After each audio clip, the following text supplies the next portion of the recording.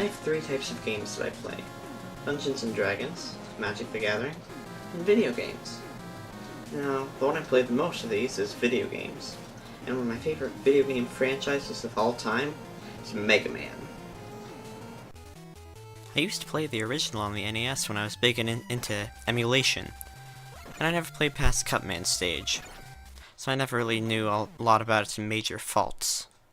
I played very little of the series until last summer, when I beat all the original 6 in order through emulation. Anyways, recently I was browsing the eShop and I saw the Mega Man Legacy Collection on sale for $11. The Legacy Collection contains the first 6 games of the series, all for the NES.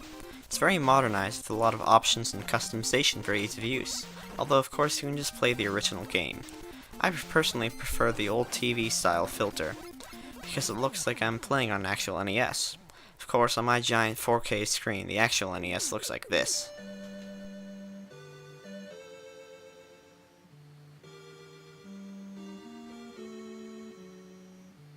Of course, some WIMP mechanics were added as well.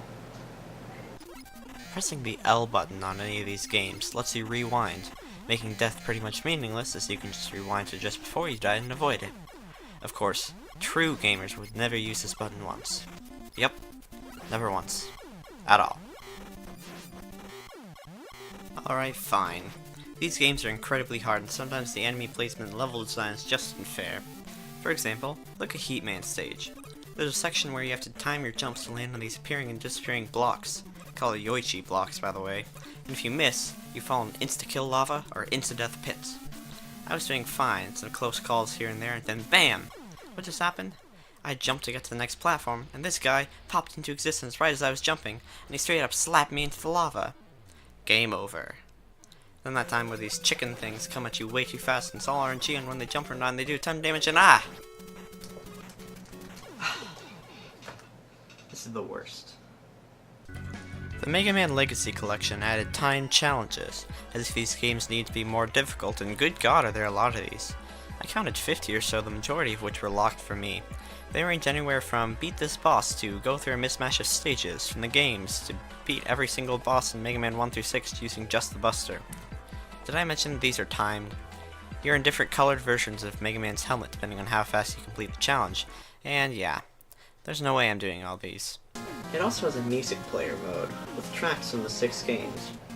I personally really like these songs, but really, do we have to have a whole separate mode just for these songs? Why not just, I don't know, play the games? They're not actually all that hard to find, the games. Most of them are available right at the start.